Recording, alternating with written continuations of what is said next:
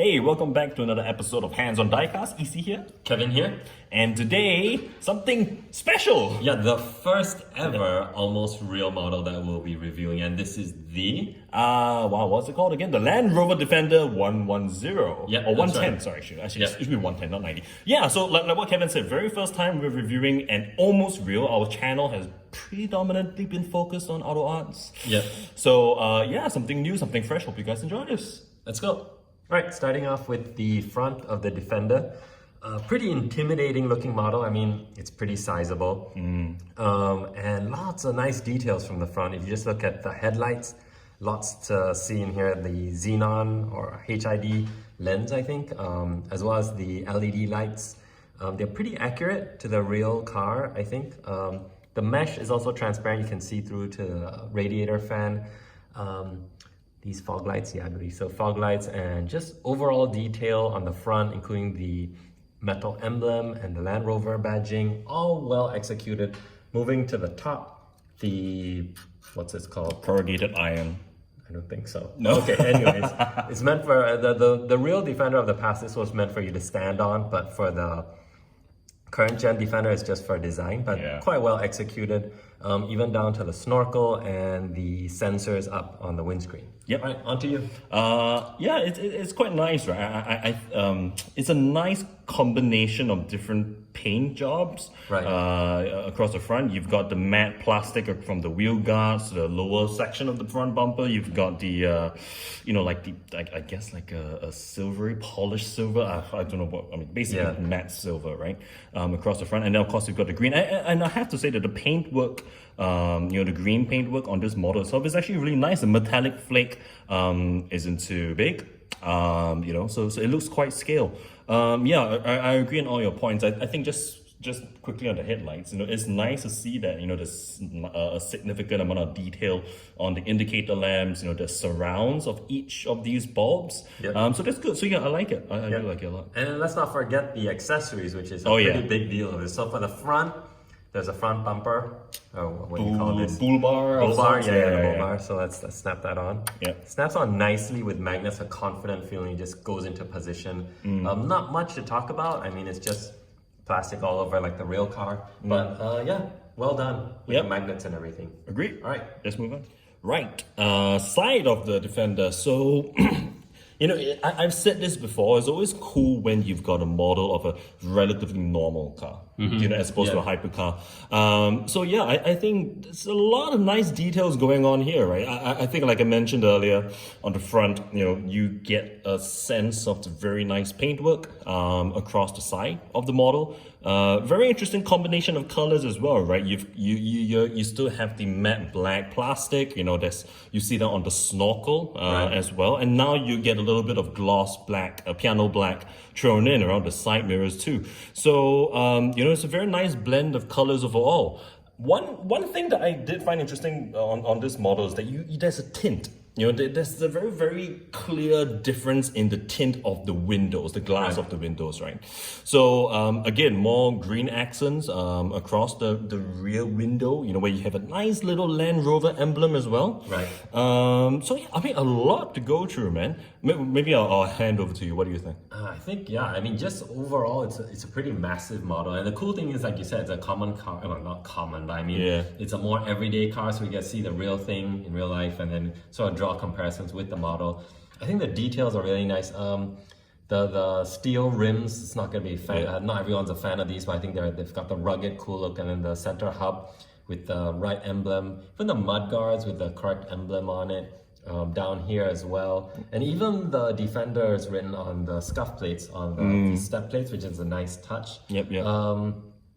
What else? The tires are pretty disappointing. I think we talked about it. They don't look great. Yeah. I don't know whether the real car looks like that, but this definitely looks a bit strange. Yeah. Other than that, it's cool. And I just quickly on the tires. If you've never seen an almost real model before, the tires are weird. Yeah. It's more plasticky than rubber. Yeah, it looks like toy, like a toy that you find in Toys R Us. Yeah. But then again, these are off-road tires, so I'm not too sure whether these are. Not a fan. No tire branding on it as well. So, but let's hop over to the accessory, shall we? Yeah. So there's a ladder that goes on this side of the vehicle. Just hangs ever so nicely here, and then you can fold it Down. open. Yeah. Down. There's another one. I'll do another cutaway. It's gonna be hard to do in one hand, but And it is metal. yeah, it's metal and it feels solid. Yeah, that's a very nice touch. And there's also another accessory, a little plastic box, not as well finished, but still it's a nice touch. This model is special because it comes with a whole array of accessories, right? Yeah, I think the accessories is like a huge buy point for me. Like that kind of sucked me into getting the model. Yeah. But overall, aside from the tires, I like it. It's good. Yeah, me too. Moving to the back of the Defender. This is where I kind of feel a bit disappointed by AR because there's some pretty obvious alignment issues. The license plate holder, I mean the whole license plate is tilted, as well as the whole tire case or whatever you call this. Clearly the right side is lower. I mean, for OCD people like me, it does bug me when I see those things. At least the emblems are done right on either side. The lights are okay for the main cluster, but then for the small LEDs, something looks a bit off about them as well. What else is there? There's also the mud flaps. The mud flaps are quite nicely done, but they're hard plastic, and I noticed on the new Kyosho Land Cruiser, they're actually rubber, which is true to the real thing. And that, iffy quality compared to Auto Art. How about you? Yeah. The misalignment is not really excusable. I don't like the tail lights either. I think especially the I think these were the indicator lamps, right? It doesn't quite match up to say the quality of the lens up front. Yeah. So that's not very nice. I mean, there's a couple of nice points. I think the handle for the tailgate, I think that's quite nicely detailed. And again, you see that nice combination of different color schemes. Your matte, hard plastic, your silver, and the nice white roof as well. Right. And I think probably as well that you can get a very nice shot of the the panoramic roof, again tinted, right, which is nice. Sure. So yeah, I think that's about it. Cool. Right, engine bay. The best thing about this entire engine bay is the hood. Right. The hood and the hinge mechanisms. Let me just start off with that. Okay. I'll put in a shot for you guys. It's a cool motion, Yeah, it is cool. Right. It is cool. You need to pull it out and lift it up, a little bit similar to what we saw on the Koenigsegg. Right. So there's a nice motion, very, very, and don't forget this entire model is diecast. Everything's holding up really well. Now, the engine bay itself is bleh. Okay. Wow, you're being harsh. Yeah, I know. Okay, why it's not great? I mean, okay, there are some nice details. You get, battery terminals, adds a bit of color. You've got the cooler. I think that's a coolant cap. And decals. Yeah, I know you love the decals. Yeah, in an engine it's bay. important. Yeah, I mean, yes, there's some niceties here and there, but it's not great. My main problem with it is there is zero depth. I knew you were gonna say that. There is zero depth. You can't see. It is like a blatant. What would you call it? This is like Maisto level, or even worse. Actually. Oh my gosh. No, I mean it's so shallow. It's terrible. But yeah, not great. I am not impressed with this. What do you think? I think pretty much same points as you. I'm much less harsh. I think the hood itself, because it's die-cast with the mechanism, this mechanism is really awesome. Like good. if you Yes, open and close really it, good. Yeah. it just feels like quality. Yeah. And it stays up even though it's a heavy hood. And all the caps and decals are done right. Even the tiny Ingenium text is done well. The color caps, decals. I mean, there's the depth. I agree. I've not seen the real car, but yeah, you just see you should be seeing down to the ground, and all you see is a piece of plastic, which is annoying. Yeah. But the engine cover, I think, does a pretty good job. I mean, the real car is like that. You can't see much anyways. Yeah. So I'm not going to be too harsh. I think it's decent, but they should not have covered this and let us see down to the ground. Yep. Agree. All right, that's it. Yep. Moving on to the interior of the Defender. There's some good and some more bad than good, actually. It's just really, really plasticky everywhere I look. There are some good points though. So for the screen, they've kind of did like a glossy surface, so it looks like the real screen. The dash overall with all the grab handles and the exposed bolts, well done there. The seats though, they just look like hard plastic. I mean, somehow I feel like there could be more depth or some play with the texture to make it look less plasticky. The rubber mats were done pretty well as well.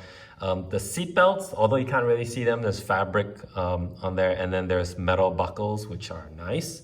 For the rear, the AC controls are there. The grab handles on the roof are there too. So places where you don't usually look, they've made an effort to incorporate it. Steering wheel, speedo, all pretty much well done. It's just the seats really just look so plasticky, and there's not much play with materials. It just looks like the same plastic everywhere. Same with the back. Yeah. How about you? Yeah, quite similar.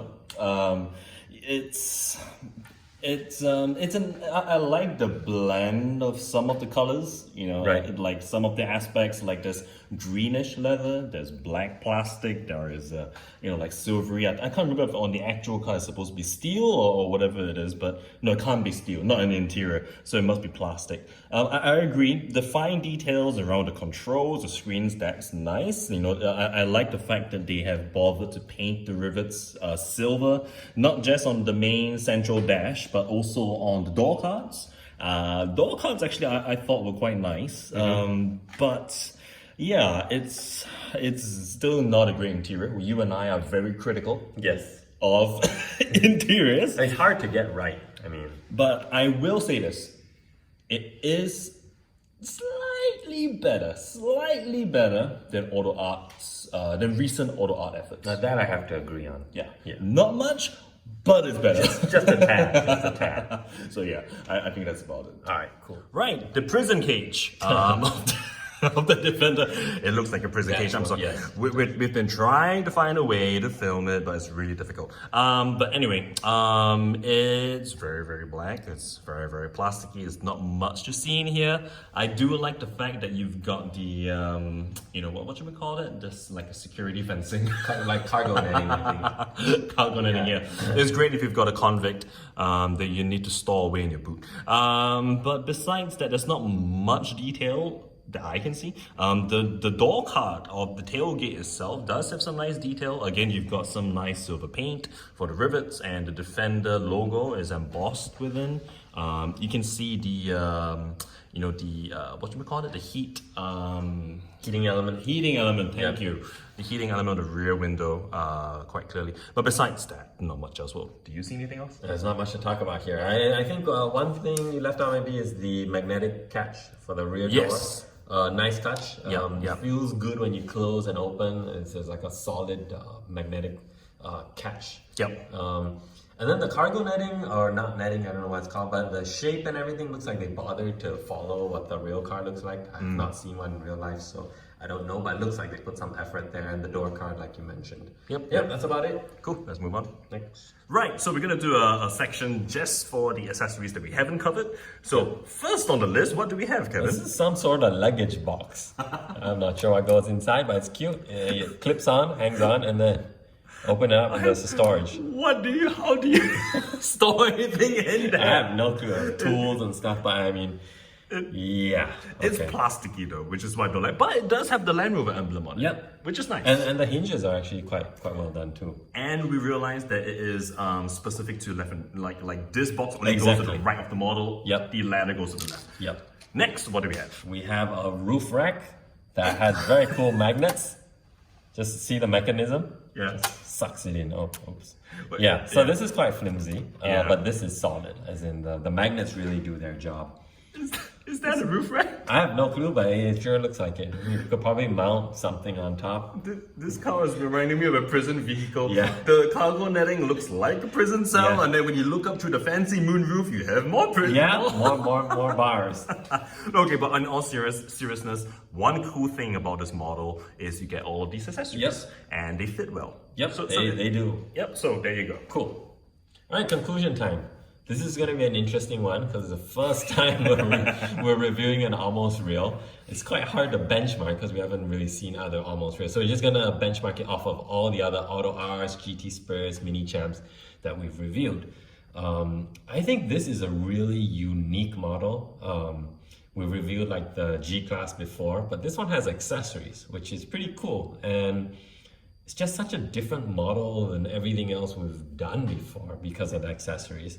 I mean, usually there's like the roof, that you can snap on. But this has like ladders and a luggage box and all kinds of stuff.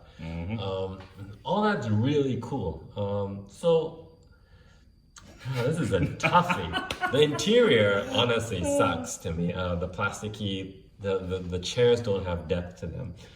The outside paintwork, the trims and everything is okay, but I would say it's still slightly behind Auto Art in terms of fit and finish. But I can see the difficulty they went through because there's a lot of details that went in here. So some things would go wrong. But to cut to the chase, I'm gonna be giving it an 8.5 out of 10. 8.5. Yeah, 8.5. That's really high. Yeah, I know. So I gave the G class for our loyal fans who actually remembered. Probably nobody remembers. So I gave that a 9. You gave that an 8. Yeah. This is so much more expensive though. I can't help but factor that into Yeah. it's just so expensive. But that's the thing, right? Models are getting more expensive these days. Exactly. Right? So, is it my turn? Yep. Please, let's hear your score. I think this is a good model. I genuinely think that. Of course, okay, to put it simply, there's a lot of things that I like a lot more than I don't like. Right? What I don't like, I made it very, very clear, the engine bay was a horrible disappointment. There's no depth. But anyway, and the interior, yes, it's still not great. I can't wait for the day we find a model that we actually, adore the interior for, right? Yeah, no, like an Auto Art from like 10, 15 years ago. Maybe, yeah. But, aside from that, I think execution-wise, there's a lot going for it. I think the paint is great. There's reason to say that potentially is not as durable as other models. After EC has chipped off a small part of the I damaged, by the way, this is Kevin's model and I successfully damaged it. But I think other fine details like headlamp details, I think the rims, right? I think that was a really nice touch. I think the accessory pack is what really makes this unique, right? And I'm hearing what you say about fit and finish, but from my perspective, I think the fit and finish is actually quite impressive. It's full. Why do I say that, right? It's full die-cast, right? Now let's look at the mechanism, the hinge mechanism for the bonnet. Let's see how those die-cast doors feel when we open and close them. The tailgate, how well those accessories actually fit together. That's what impressed me about quality. That's a good point. It's not easy to have die-cast with good working hinges. Yeah. So, it has its flaws, as what we said, no model is perfect, but I think ultimately what drives it for me is that this model, if you were to just display it, and look at it, it looks amazingly realistic. Right. Hence, almost real. So, score-wise, I gave the G500, which is our closest baseline, that's why we're kind of referring to it, I gave the G500 an 8 out of 10. I think this is slightly better at 8.5. So, hey, we got the same score! Wow, that's quite rare, actually. That's quite rare. So that's it. I'll first have a review of an almost real. Hopefully there'll be more. I can't wait for the almost real Zonda. Yep. So exciting times. Exactly. So thanks for watching. If you made it this far, as always, looking forward to your comments. Yes. And please do stay safe in these extraordinary times. Yep. Until next time. Next time. Bye-bye. Bye.